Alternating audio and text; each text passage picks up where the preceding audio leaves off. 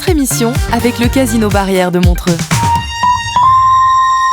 Philippe Morax. Bon, paraît qu'il est marrant, alors fais-nous marrer. À cette heure-ci, c'est quand même pas toujours évident. Ça pique un peu, c'est tôt, hein? Comment ça va? C'est pas facile comme question. Rassurez-vous, on va se marier un peu après. De si tôt le matin, c'est trop chouette. Bon, alors tu as gagné 50 francs. Et C'est champagne. Ouais. On est là pour découvrir les choses. T'as tout dit. Contente d'être en Suisse, c'est un pays que j'affectionne particulièrement. Vous êtes suisse? Ouais. Et j'ai souvent des idées mauvaises. On n'attendra pas ton scoop ce matin. Ça s'appelle le coup de marteau. Incroyable. C'est moi qui pose les questions. L'invité du Ce matin, on vous mène en bateau avec la CGN qui introduit les Navi Express de deux nouveaux bateaux hybrides de 700 places, réduisant de 40% leur consommation énergétique grâce à une propulsion mixte électricité-diesel et des technologies écologiques comme des panneaux solaires. Ces navires construits par Shiptech et assemblés à Ouchy offriront des trajets plus fréquents entre Lausanne, Évian et Thonon avec une cadence de 45 minutes, aux heures de pointe. Il vise à attirer davantage de frontaliers et à réduire l'empreinte carbone des passagers jusqu'à 30 fois inférieure à celle d'un trajet en voiture. Ce projet s'inscrit dans un partenariat transfrontalier suisse-français et soutient des objectifs climatiques de la COP21 et de la stratégie évidemment énergétique 2050. Les Navi Express symbolisent un nouveau cap pour la mobilité durable sur le lac Léman. On en parle ce matin avec mon invité Pierre Imhoff, directeur général de la CGN.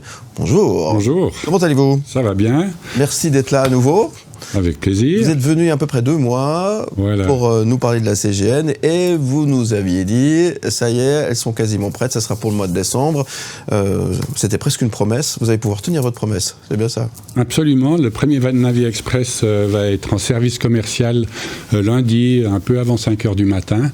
Ça a été un peu de stress ces derniers temps pour tenir cette date, puisqu'on a dû finaliser les navires, qui avaient encore évidemment quelques petits défauts de jeunesse, et puis surtout former des équipages, puisque c'est une nouvelle manière de piloter, c'est des nouveaux équipements, c'est des passerelles semi-automatiques, etc. Donc ça nécessite énormément de formation. Donc on a pu former plusieurs équipages maintenant qui sont à même de piloter et d'exploiter ce navire. Alors, pourquoi lundi? Parce que ça coïncide avec le nouveau horaire CFF, j'imagine. Voilà, absolument. Donc, il y a les nouveaux horaires dimanche qui entrent en fonction. Et puis, on fait nos premières courses lundi avec un Navi Express. Bon, j'imagine qu'il y a une grande satisfaction aussi, du plaisir, un peu d'excitation aussi.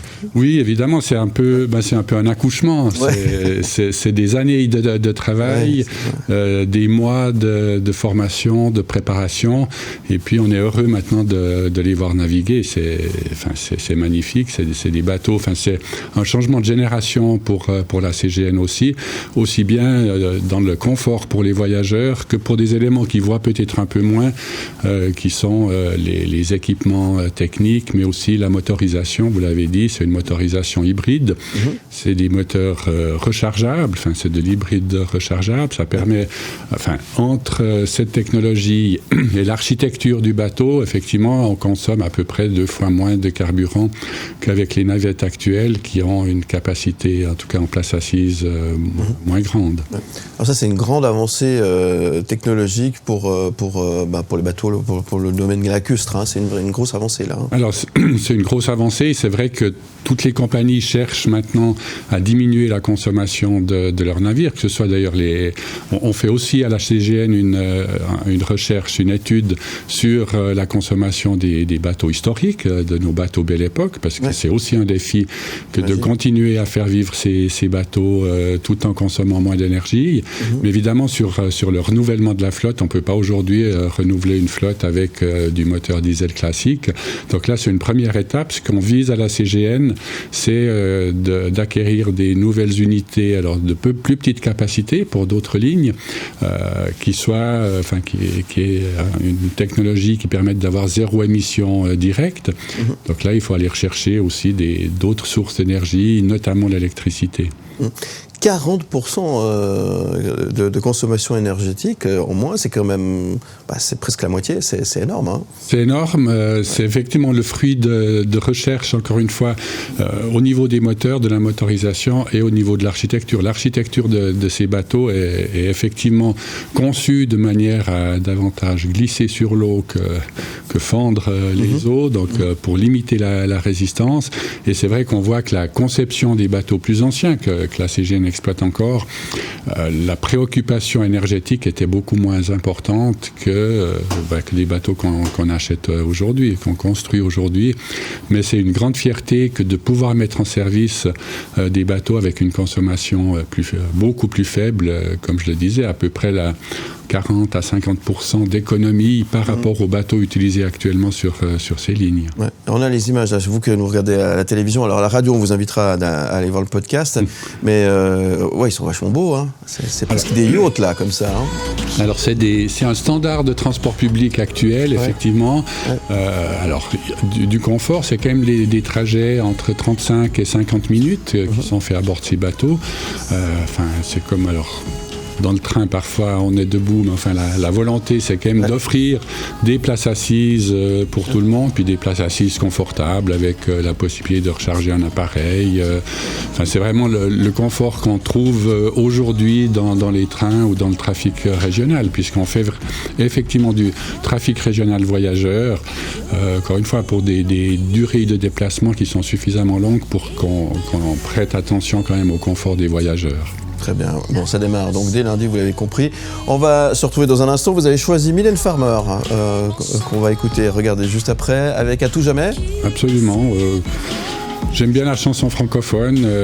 Il n'y en a pas tellement tant que ça dans vos listes, mais effectivement, j'aime bien Mylène Farmer. J'aime bien ce côté texte un peu détendu, relax aussi.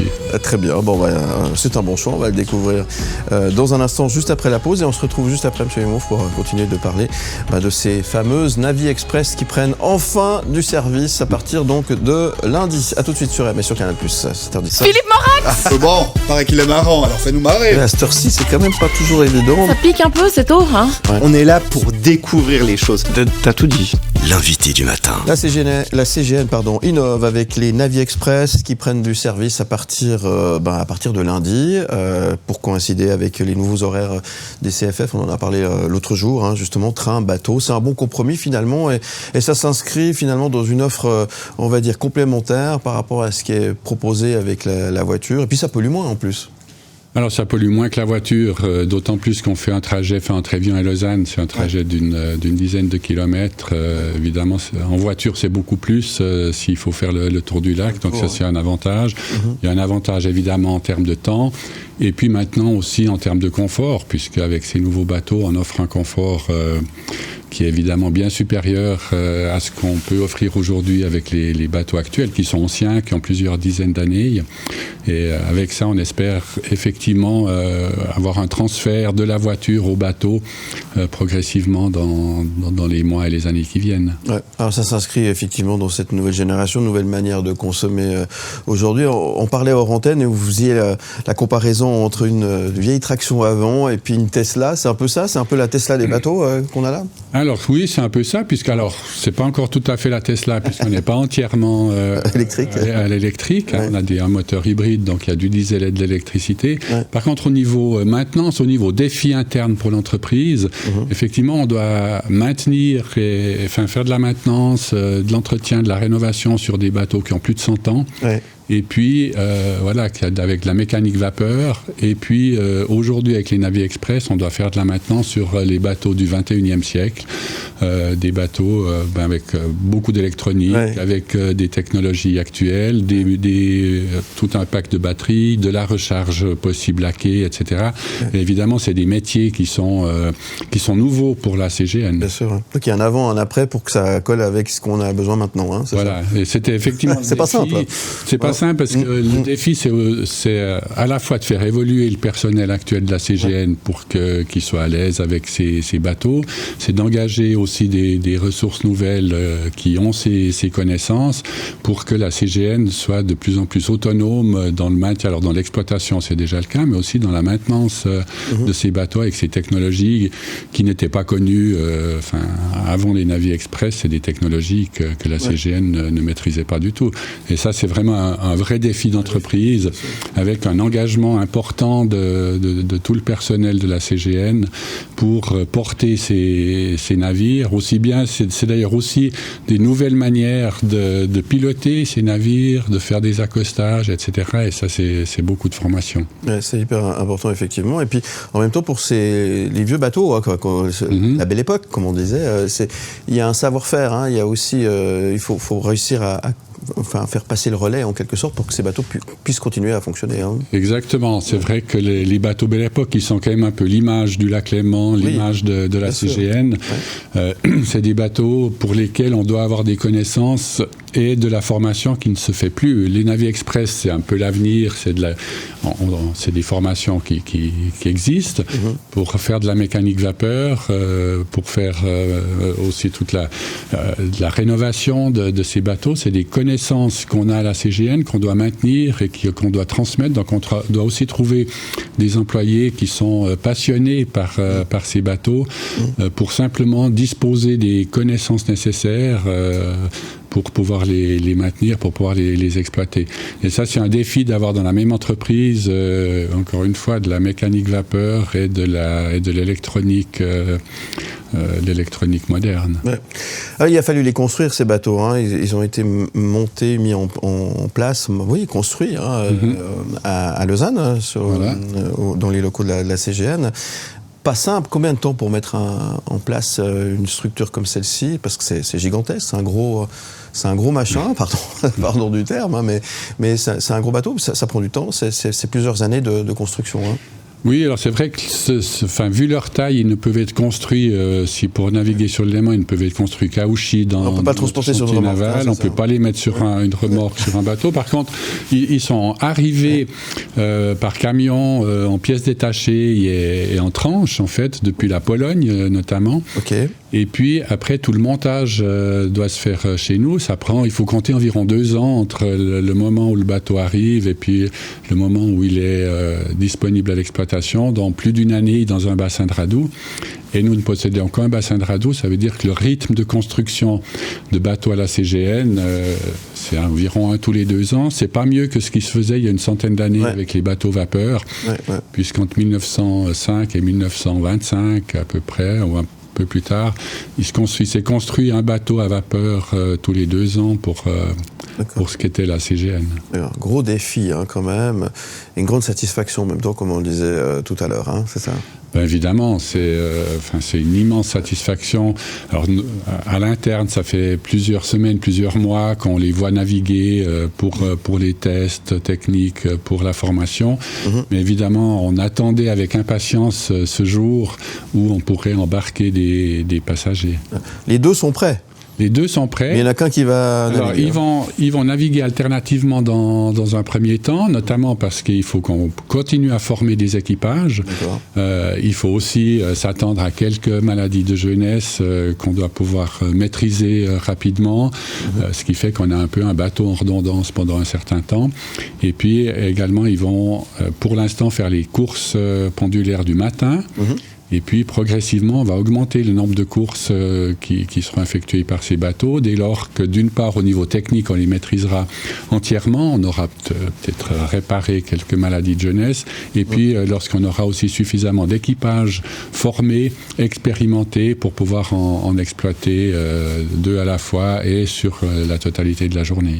Très bien. Bon, alors, on se réjouit de les voir, en tous les cas, à l'œuvre, ces bateaux. Combien ça vaut un joujou comme ça?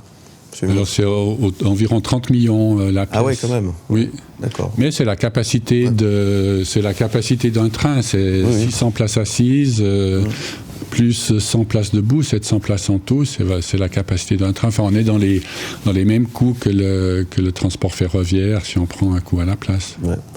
Bon, qu'est-ce qu'on peut souhaiter à la CGN alors pour c'est une page qui se tourne finalement, une page de l'histoire aussi. Et vous qui approchez de la retraite, il y a pas mal de choses, ça fait pas mal d'émotions, j'imagine, dans tout ça, non? Alors, ça va être beaucoup d'émotions.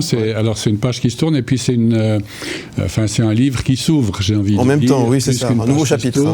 Puisque on a quand même le projet de continuer à renouveler la flotte de la CGN, notamment la flotte pour le transport public, et avec, je le disais, des bateaux zéro émission. Donc, on doit aussi faire beaucoup de recherches sur quel type de propulsion on veut avoir pour nos bateaux. On sait que l'électricité est probablement une énergie de transition.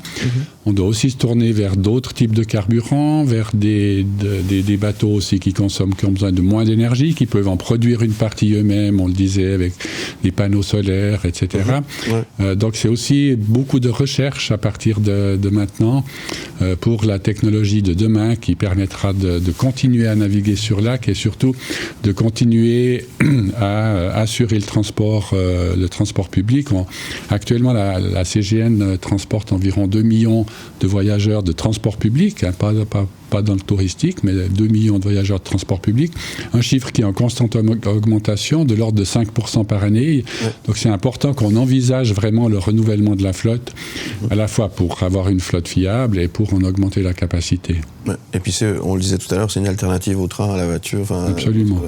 D'autres moyens de transport, effectivement. Merci beaucoup en tous les cas, Pierre Imhoff, d'être venu ce matin nous parler de ces belles navettes qu'on a hâte de voir fonctionner et naviguer sur le Léman.